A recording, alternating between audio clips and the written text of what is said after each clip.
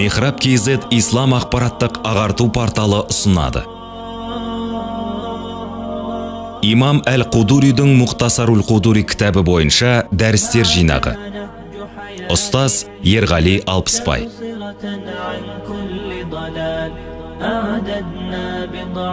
53-ші дәріс ораза ұстамауға болатын себепті жағдайлар. Алхамдулиллахи Rabbil аламин, вассалату вассаламу аля расулина Мухаммадин ва аля алихи ва сахбихи ажмаин. Аллахумма алимна ма янфa'уна ва анфa'на бима алламтана иннака аля кулли шейин қадир. Аллахумма ла сахла илля ма джа'алтаху сахла ва анта тадж'алул хазна идha ши'та сахла, амма бa'д. Ассаламу алейкум ва рахматуллахи ва баракатух. Құрметті бауырлар, Абул Хусейн Ахмад Әл-Қудуридің Әл-Мұхтасар атты кітабы бойынша фиқ дәрісімізді жалғастырамыз. Біз ораза тақырыбын оқып жатқан едік. Бүгінгі дәрісімізде ораза ұстаушыға мәкрух болатын кейбір амалдар және кімге ораза ұстауға болмайды, сол тақырыпта бүгін дәріс өткізетін боламыз. Ал енді кітабымызға келетін болсақ, фима юкраху лис-саим. Ораза ұстаушы кісіге қандай нәрселер мәкрух болып табылады. Уаман зақа шейан. Кімде-кім бір заттың, бір нәрсенің дәмін татса, бифамихи, аузымен, аузына салып, бір заттың дәмін көрсе, ләм юфтир, оразасы бұзылмайды. Яғни жұтпаса, аузына салып, дәмін көрсе, және аузына салған затты тамағынан төмен қарай жұтып түсірмесе, ол кісінің оразасы бұзылмайды. Ва юкраху лаху залика. Бірақ ораза ұстаған кісінің бұлай істеуі макрух. Яғни аузына бір затты салып, дәмін көруі, жұтпаса да бұл макрух болып табылады. Себебі ораза ұстаған кісінің аузына бір зат салуы, ол өзінің оразасын қауіпке түсіріп жатыр деген сөз. Өйткені оны жұтып қойса, оразасы бұзылады. Сондықтан да өзінің тұтқан оразасын қауіп қатерге салмауы қажет. Ва юкраху лил мар'ати ан тамдуға лисабийиха таама иза кана лаха минху буддун.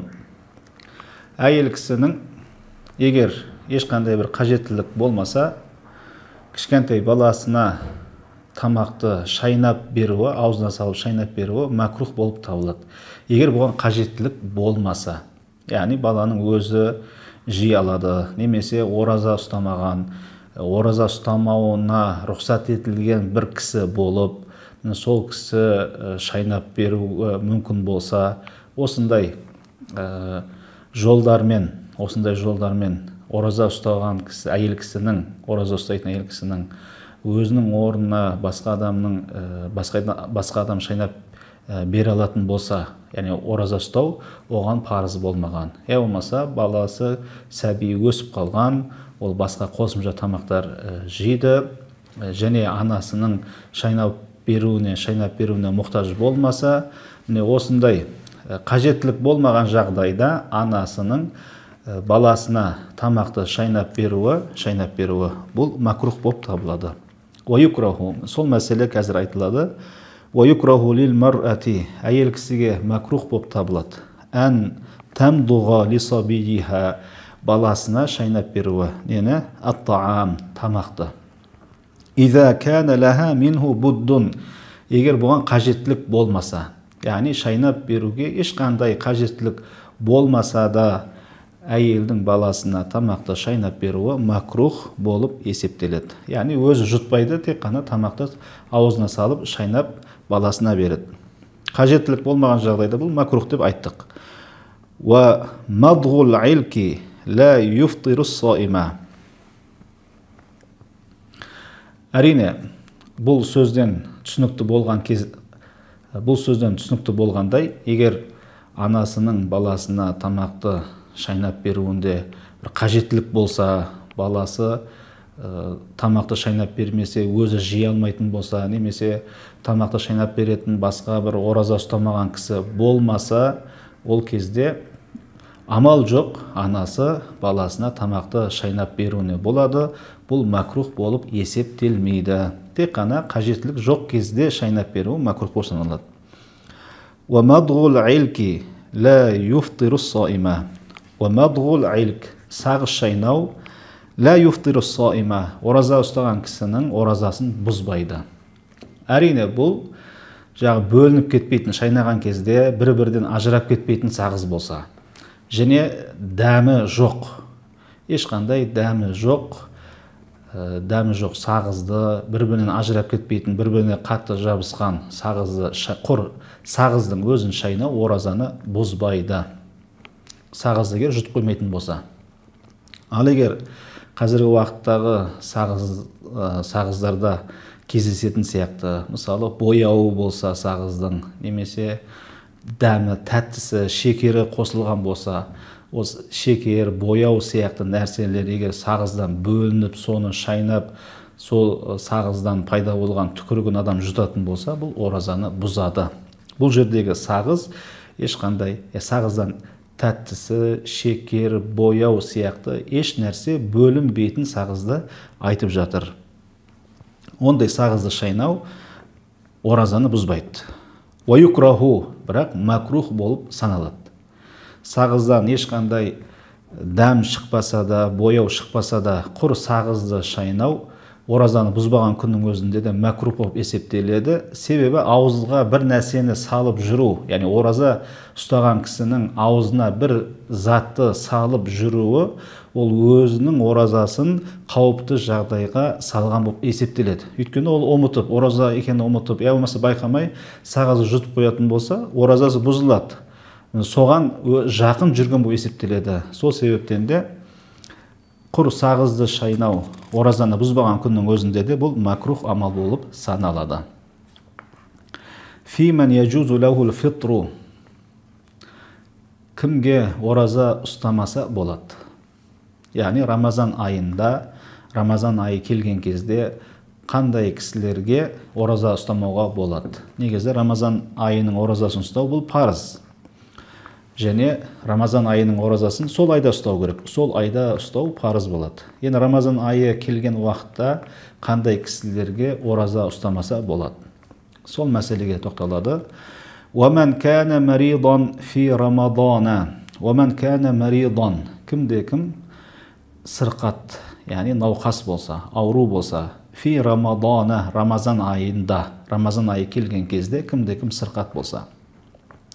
Фахафа инсама, және бұл кісі ораза ұстаса, издада марадуху, ауруым қозады, ауруым артып кетеді деп қорқатын болса, қауіптенетін болса. Ораза ұстаған жағдайда ауруым күшейіп кетеді. Өзі ауырып жүр, сырқаттанып жүр.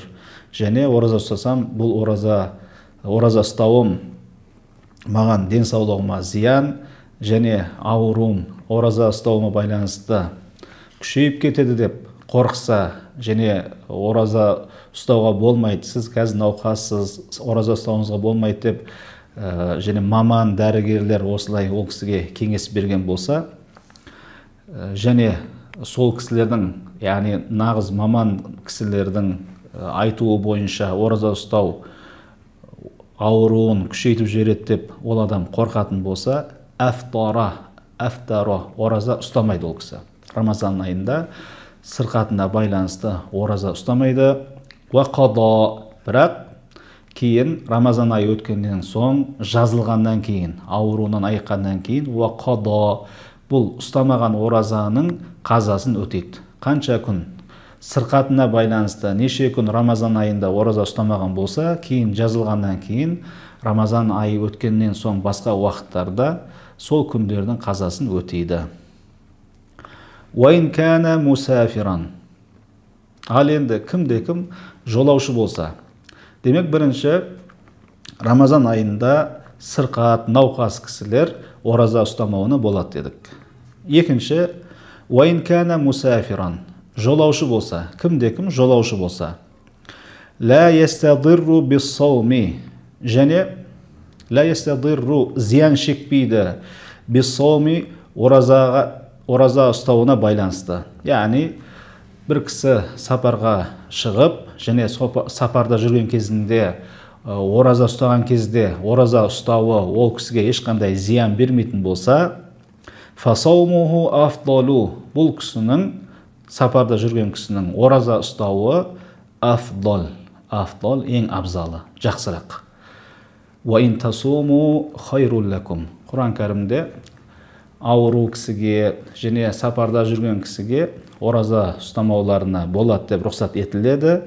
Бірақ жалғасында ва ан тасуму, егер ораза ұстасаңдар, фахуа хайрул лакум. Ва ан тасуму фахуа хайрул лакум, ол сендер үшін әлде қайда жақсырақ, хайырлы делінген. Сол себептен де егер сапарға шыққан кісі сапарында ораза ұстаған кезде ешқандай зиян көрмейтін болса, онда ораза ұстағаны абзалырақ. Себебі Рамазан айындағы оразаны Рамазан айында ұстағаннан артық ешқандай сауап жоқ. Сол себептен де мүмкіндігі бар кісінің сапарда жүрсе де ораза ұстағаны ол кісі үшін хайырлы болып табылады.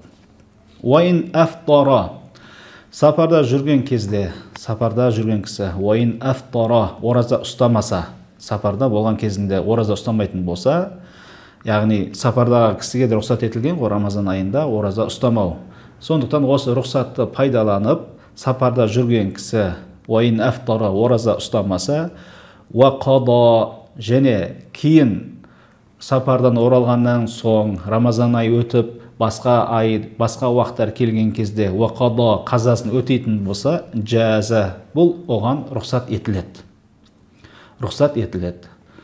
Сапарда жүрген кісі, сапарда жүрген кезінде ораза ұстау ол кісіге зиянын тигізсе де, зиянын тигізбесе де, ол кісі сапарда жүрген кезде ораза ұстамауына болады.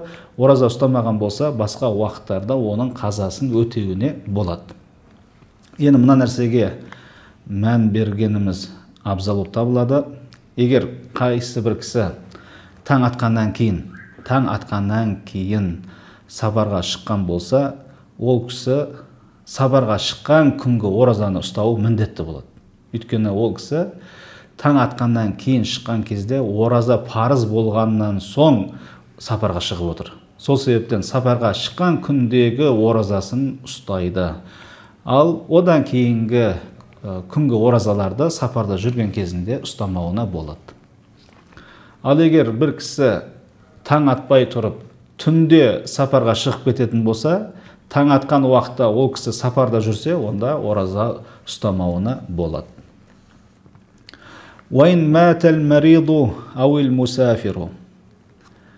Демек, Рамазан айында науқас кісі және сапарда жүрген кісіге ораза ұстамауға болады деп айттық. Бірақ кейін қазасын өтеді. Енді осы екі кісі, ауру кісі және сапарда жүрген кісі, уайын мәтәл мәриду, науқас кісі қайтыс болса, ауил мусафиру, немесе сапарда жүрген кісі қайтыс болса, уахума аля халихима, бұл екеуі бұрынғы күйлерінде, бұрынғы қалпында, яғни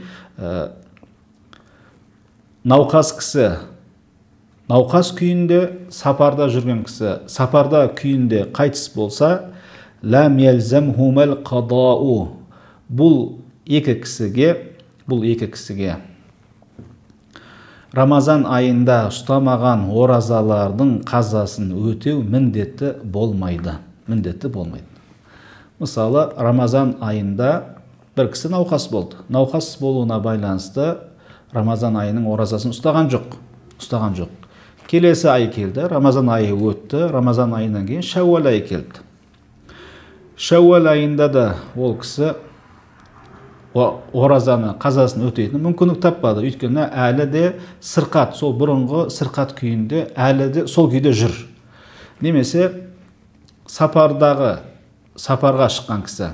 Мысалы, бір кісі Рамазан айының орта жағында, немесе соң жағында бітуіне бір апта қалған кезде сапарға шығып кетсе, және Рамазан біткеннен кейін де ол кісі сапарда жүрсе, осы сапарда жүрген кезінде ол кісі қайтыс болса, науқас күйінде қайтыс болса, сапарда жүрген кісі сапарда болған күйінде қайтыс болса, ләм елзамхумал қадау, Рамазан айында ұстамаған оразаларын қаза қылу оларға міндетті болмайды.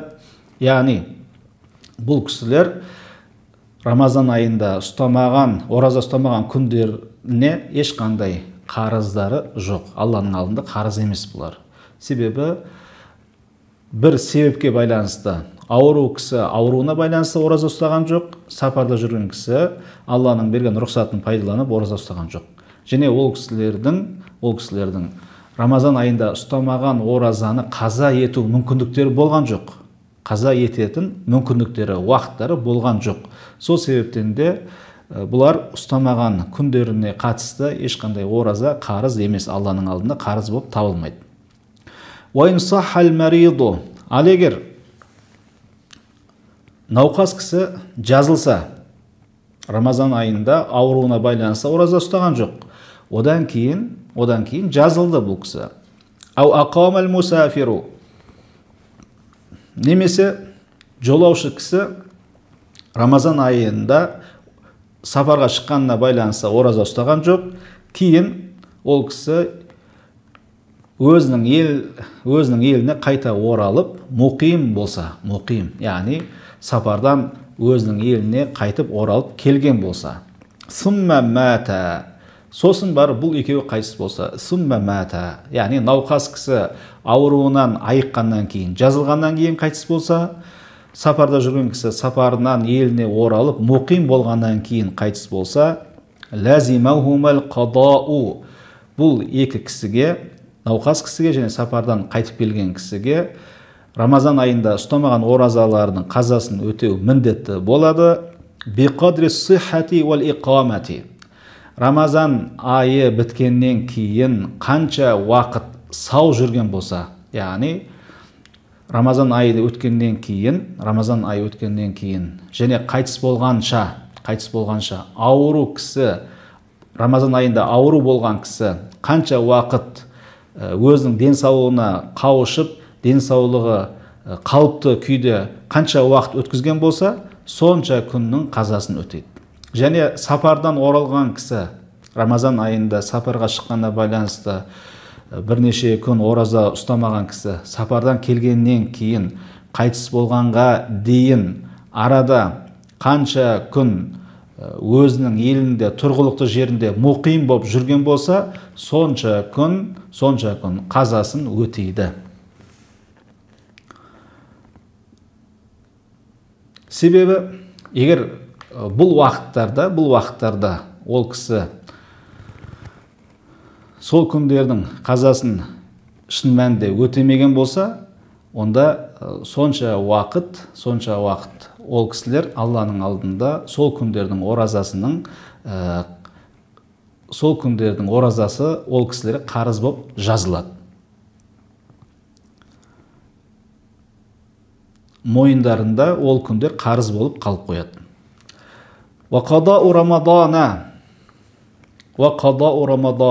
Рамазан айының оразасын қаза қылу. Рамазан айында ұсталмай қалған күндердің оразасын қалай қаза етеді? Егер қаласа, бұларды бөліп ұстайды. Рамазан айы өткеннен кейін, мысалы, бір кісі бір себептерге байланысты 10 күн ораза ұстамаған болса, ол кісі бұл 10 күнді бөліп ұстауына болады. Бір аптада, мысалы, бір күн, келесі аптада тағы бір күн, одан кейінгі аптада тағы да бір күн деген сияқты өзіне ыңғайлы түрде бөліп ұстауына болады. Ал егер қаласа, артынша ұстайды. Яғни бөлмей 10 күн қарыз болса, сол 10 күнді қатарынан ұстап шығады. Бұл мұстахаб, яғни жақсырақ. Өйткені Алланың алдындағы қарызымызды өтеуге асығуымыз, мойнымызда Алланың қарызы қалмасын деп, соны өтеуге асығуымыз, ол мұстахаб амал болып саналады. Сондықтан да Рамазан айында қалып кеткен қаза оразаларды артынша ұстап тастап сол қарызымыздан құтылғанымыз мұстахаб болып есептеледі.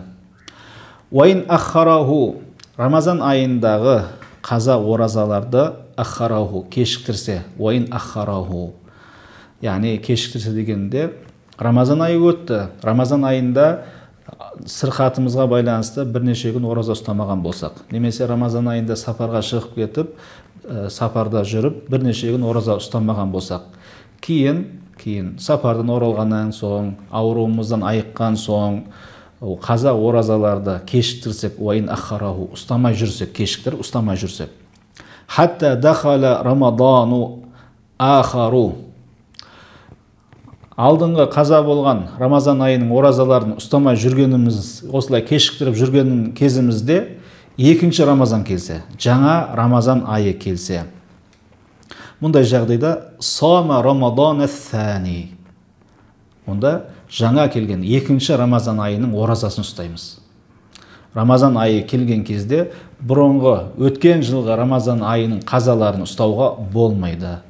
Қаза оразаларды Рамазан айының, бұрынғы Рамазан айының қазаларын осы жаңа келген Рамазан айында ұстауға болмайды. Өйткені бұл екінші келген жаңа Рамазан айы, оның оразалары өзінің уақытында ұсталуы керек. Сол себептен де өткен Рамазаннан егер ораза қарызымыз болса, және тағы да екінші жаңа Рамазан келсе, онда осы жаңа келген Рамазан айының оразасын ұстаймыз. Уақадал ауала, ал бұрынғы Рамазан айынан қалып кеткен оразаларды, уақадал ауала, бұрынғы Рамазан айының қазаларын, ба'даху, осы Рамазан айы өткеннен соң қазасын өтейміз. Уала фидията алейхи, және Рамазан айының оразасын, яғни қаза оразаларын кешіктіргеніміз үшін, уақытында ұстамай кешіктіргеніміз үшін фидия керек емес. Уала фидията алейхи. Мысалы, сырқатына байланысты, немесе сапарға шығуына байланысты бір кісі ораза ұстамаған болса, және бұл кісі сол оразаларды, қаза болған оразаларды кейін жазылғаннан кейін, сапардан оралғаннан кейін ұстамай кешіктірген болса, кешіктіргені үшін фидия, яғни бір жаза төлемейді.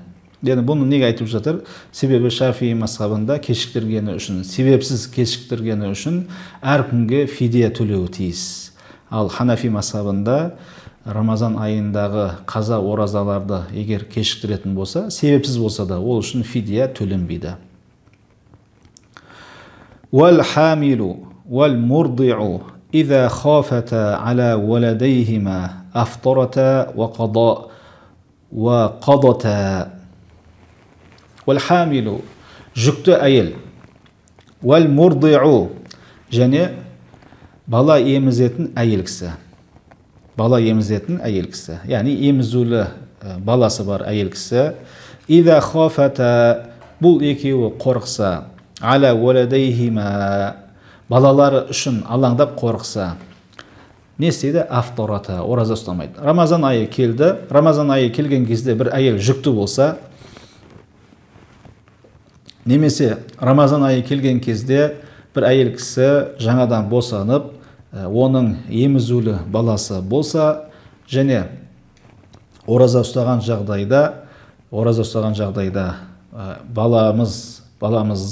баламызға бір нәрсе болып қалады, яғни жүкті әйел, мысалы жүктілігіме зиян келеді дейтін болса, бала емізетін әйелде баласы қосымша тамақ жемейтін болса, және балам аш қалады деп баласына алаңдайтын болса, афтората, ораза ұстамайды. Демек, емізулі баласы бар әйел кісіге, сол сияқты жүкті әйелге Рамазан айында ораза ұстамауға рұқсат етіледі. Афтората, ораза ұстамайды. Ва қадата, бірақ кейін қазасын өтейді. Яғни жүкті әйел кейін босанғаннан кейін және баласы емшектен шыққаннан соң, емізулі әйелде, ол да баласы емшектен шыққан соң, кейін ұстамаған оразаларының қазасын өтейді. Уала фидията алейхима, және бұл екеуіне, яғни Рамазан айында жүктілігіне байланысты немесе бала емізулі болуына байланысты әйел кісілер ұстамаған оразалары себепті фидия төлемейді, қазасын өтейді. Рамазан айының қазасын өтейді. وَالشَّيْخُ الْفَانِي الَّذِي لَا يَقْدِرُ عَلَى الصِّيَامِ يُفْطِرُ. Ораза ұстауға шамасы келмейтін қарт кісі. Юфтиру, ораза ұстамайды. Енді бұл жерде Әш-шейхул фәни деген сөзді қолданған. Әл-фәни. Фәни деген сөздің екі түрлі мағынасы бар фиқх кітаптарында. Біріншісі ажалы жақындаған, ажалы таяп қалған деген мағына келеді. Екіншісі бойынан қуаты кеткен, бойында қуаты жоқ. Яғни бойында ораза ұстауға ешқандай қуаты жоқ, шал, яғни қарт кісі деген мағына келеді. Екінші мағынасы ажалы тақаған, ажалы жақындаған шал, яғни қарт кісі деген мағына келеді. Міне осындай қарт кісі ораза ұстауға шамасы келмейтін болса, юфтиру, ораза ұстамайды. Ва ют'иму ликулли яумин мискинан. Бірақ ұстамаған әр күні үшін, ораза ұстамаған әр күні үшін ют'иму, тамақтандырады, мискинан, бір мискінді. Нисфа саин мин буррин. Жарты сақ бидай тамақтандырады. Яғни жарты сақ бидай береді. Бұл 1459 грамм. Яғни шамамен 1,5 грамм, яғни 1 килограмм 500 грамм бидай. Осыны береді әр күні үшін. Әу саан мин тамрин әу шаирин. Немесе құрма және арпадан, бір сақ құрма немесе арпа береді. Ораза ұстауға шамасы келмейтін қарт кісі ораза ұстамаған әрбір күні үшін, ораза ұстамаған әрбір күні үшін жарты сақ бидай береді. Бұл шамамен 1 килограмм, 1,5 килограмм бидай. Немесе әу саан мин тамрин әу шаирин. Немесе бір сақ құрма, немесе бір сақ арпа береді. Бұл бір сақ шамамен 3 килограммға тең келеді. Шамамен, яғни граммдап айтатын болсақ, 2918 грамм. 2918 грамм құрма немесе арпа береді. Демек, ораза ұстауға мүлдем шамасы келмейтін кісілер, мысалы бұған созылмалы ауруға шалдыққан кісіні де жатқызуға болады. Сол жазылуында ешқандай үміті жоқ. Енді қарт кісінің жасаруы, бойына қайтадан қуаттың келуі, ол ықтималдығы жоқ. Себебі ажалы жақындаған, бойынан қуаты кеткен. Сол себептен де алдағы уақытта ол кісінің ораза ұстайды деген, ұстауға шамасы келеді деген үміт болмағандықтан, ол кісі ұстамаған әр күні үшін фидия береді. Сол сияқты қарт болмаса да, бірақ ораза ұстауына кедергі болатын және жазылуына, емделуіне ешқандай үміт жоқ, созылмалы ауруға шалдыққан кісіде дәл осы сияқты ұстамаған әрбір күні үшін фидия төлейді. Құрметті бауырлар, бүгінгі сабағымызды осы жерде тәмамдаймыз. Ассаламу алейкум ва рахматуллахи ва баракатух.